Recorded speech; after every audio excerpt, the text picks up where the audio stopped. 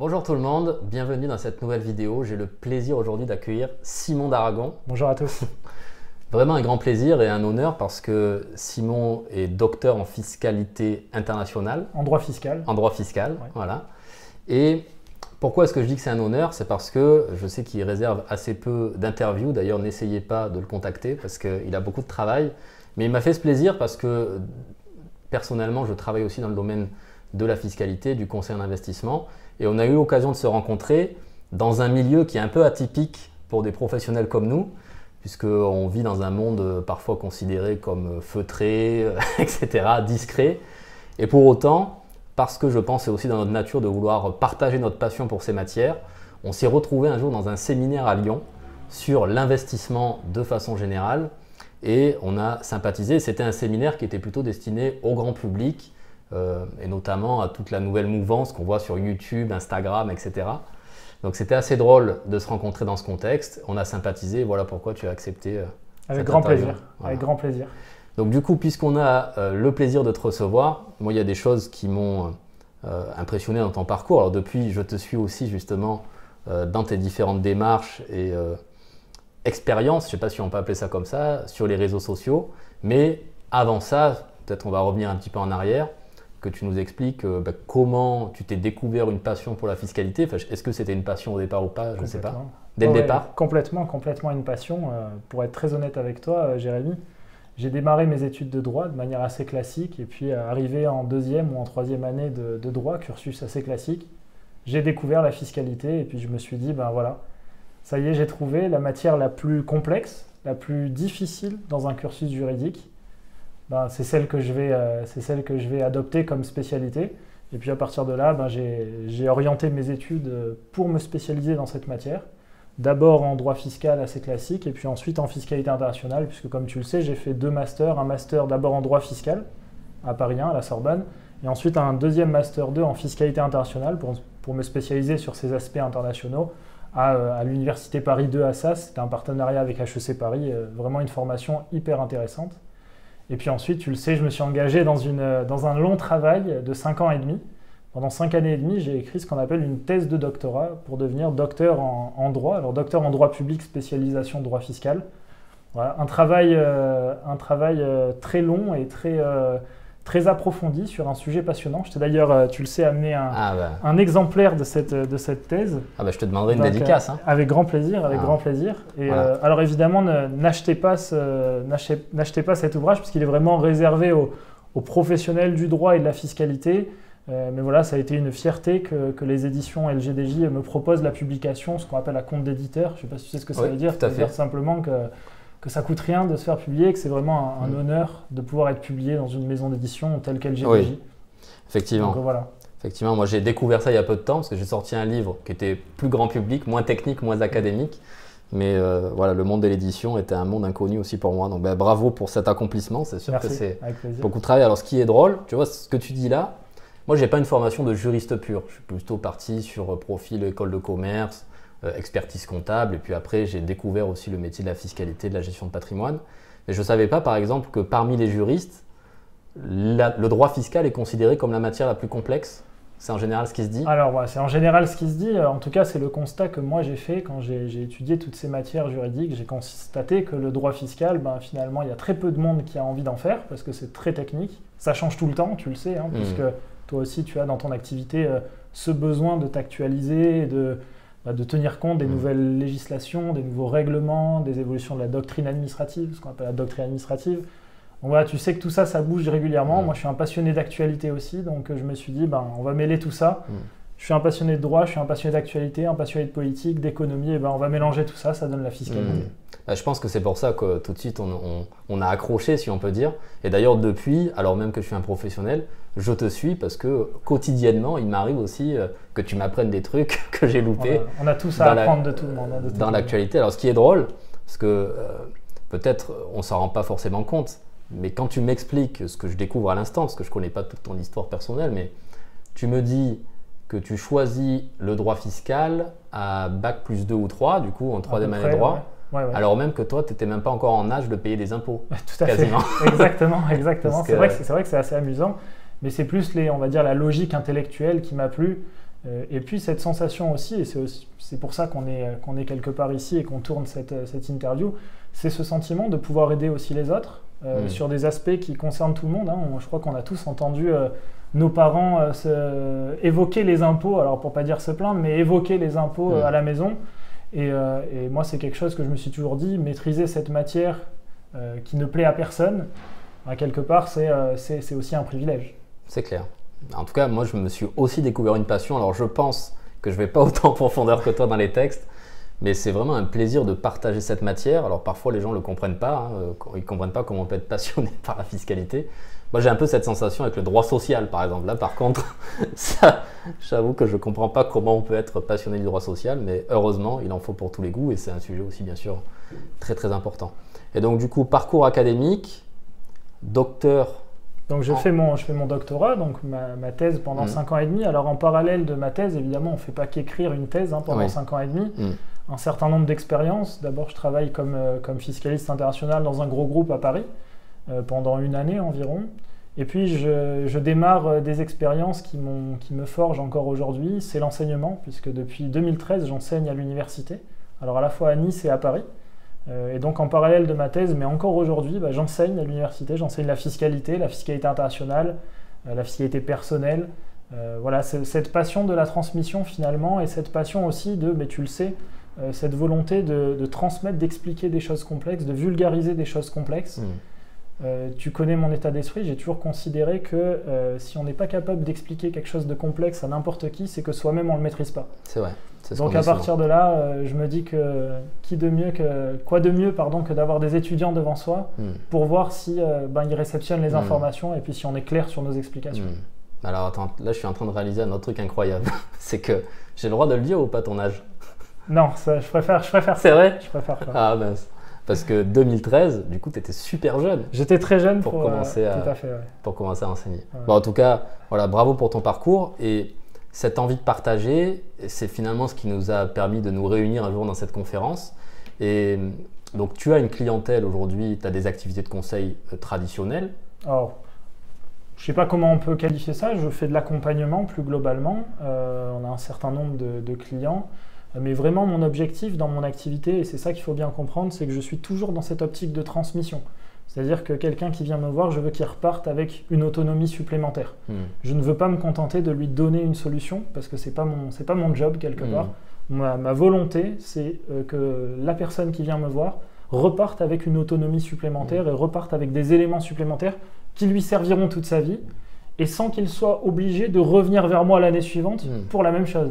Apprendre à pêcher et pas donner le poisson. Exactement. Et puis donc voilà, après tous les profils sont les bienvenus. On a un certain nombre de profils divers et variés.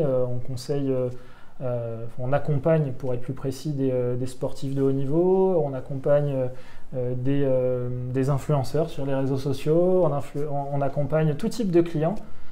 Qui ont cette volonté non seulement de évidemment trouver des solutions, mais surtout de se former et d'apprendre à trouver les solutions eux-mêmes. Donc c'est ça notre objectif.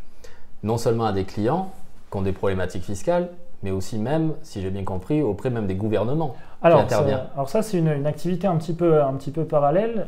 C'est vrai que j'accompagne également des responsables politiques français, sur toutes les problématiques qui sont liées aux finances publiques et à la fiscalité. Pour te donner un exemple, ça fait plusieurs années que je travaille avec plusieurs députés sur la rédaction de la loi de finances. C'est la loi de finances tous les ans qui sort. On l'attend tous les ans et qui détermine la fiscalité de notre pays pour l'année suivante. En 2020, on déterminera la fiscalité pour 2021 dans la loi de finances. Et donc voilà, je participe d'une part aux explications du projet de loi de finances, parce que le projet de loi de finances, il arrive de Bercy, il faut le comprendre, et quand on n'est pas spécialiste, les responsables politiques, comme tout le monde, ont besoin de comprendre ces éléments.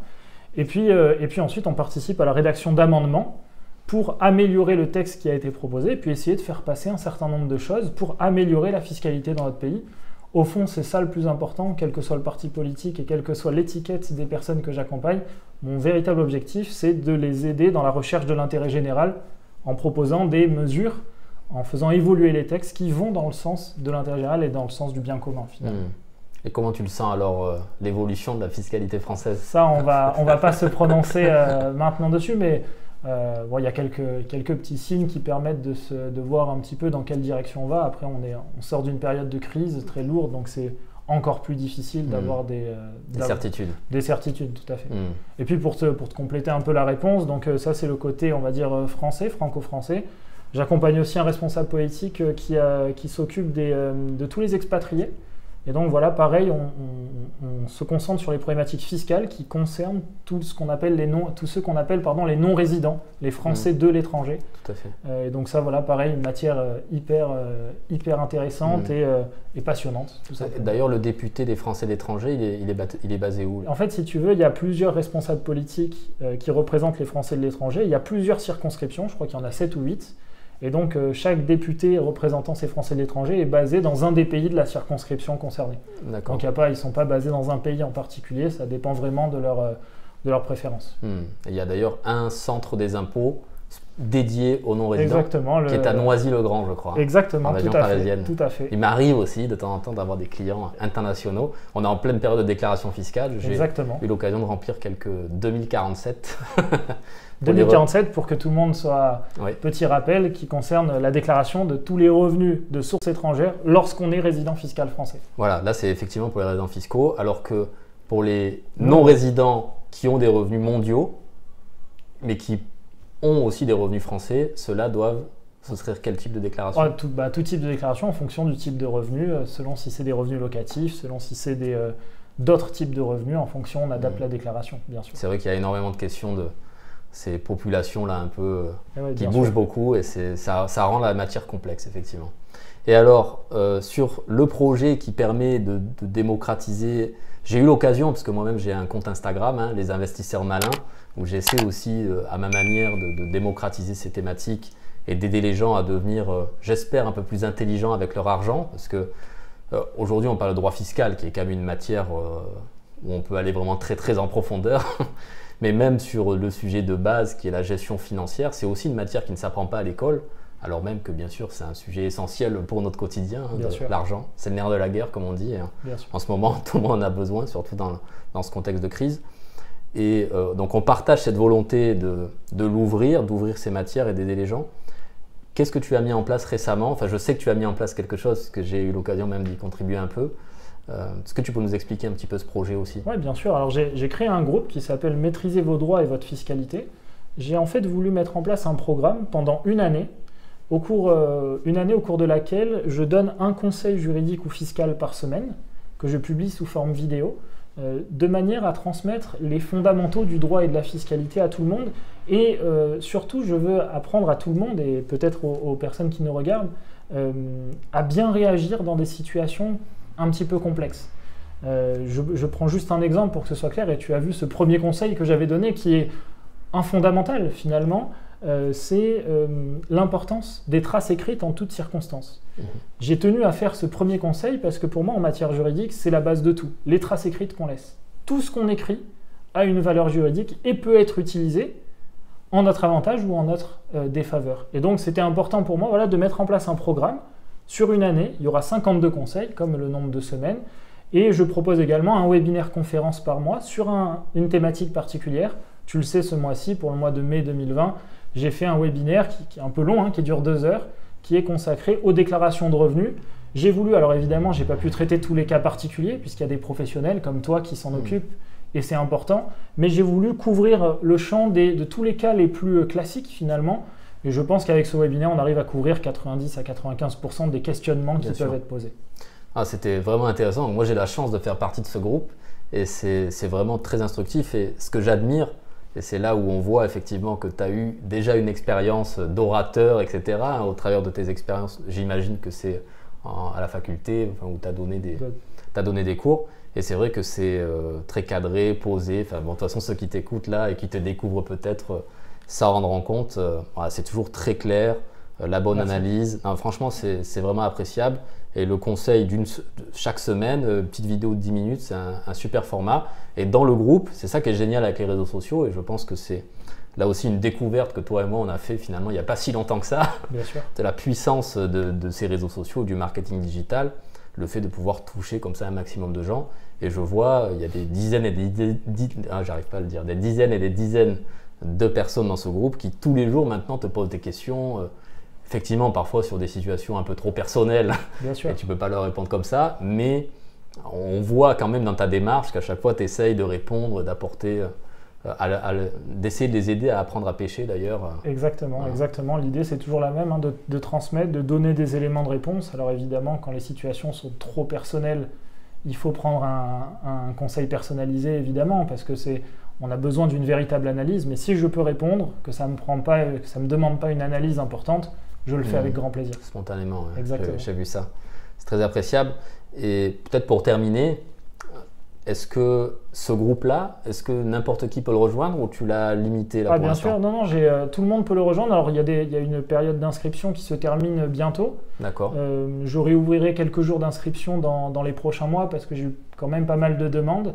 Voilà, il y a des choses assez originales qui vont avoir lieu à l'intérieur de ce groupe et toujours tournées vers la dimension juridique et fiscale. Donc tout ce qui se passera aura une dimension juridique et fiscale. Quel que soit l'événement qui aura lieu, j'essaierai toujours de lui donner une dimension en lien avec la matière juridique et la matière fiscale pour que tout le monde comprenne finalement l'importance de ces matières et puis l'intérêt de ces matières au quotidien. D'accord. Parce que du coup, le jour où peut-être je publierai cette vidéo, éventuellement tu auras fermé ton groupe. Enfin, c'est possible que ce soit le cas. Alors pourquoi pas la réouvrir exprès au moment de la sortie Je ne sais pas si j'aurai cette influence suffisante, mais en tout cas, est-ce qu'ils pourront se positionner sur une liste d'attente quelque part? Bien sûr. De toute manière, ils peuvent trouver. Tout le monde peut trouver le. Comment on te trouve? Tout le monde peut me trouver sur Instagram, évidemment, sur le nom de ma société, d'Aragon Conseil.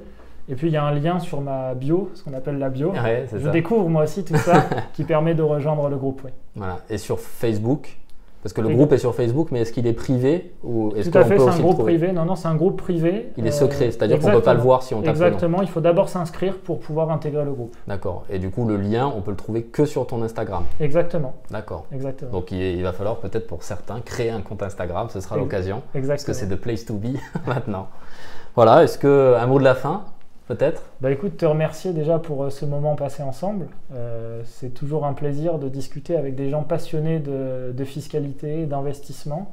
Et puis j'espère que le partage de mon expérience, encore jeune, mais pourra motiver certains d'entre vous, certaines des personnes qui te regardent à travers tes différents réseaux. Et puis qu'on aura l'occasion avec vous toutes et vous tous de se rencontrer prochainement. C'est ce que je nous souhaite à tous. Donc aujourd'hui, on est fin mai. On est le 26 mai 2020 à Cannes. Exactement. Et c'est en tout cas un souvenir qui restera ancré dans ma mémoire. Je te remercie encore d'avoir accepté de faire cette interview. Avec grand plaisir. Et puis, je crois qu'on va se suivre mutuellement dans nos parcours. Exactement. Et on vous souhaite à chacun aussi une évolution positive dans votre parcours d'investisseur, d'entrepreneur. Et beaucoup de réussite à tous. Bonne journée à tous. À très bientôt. Au revoir.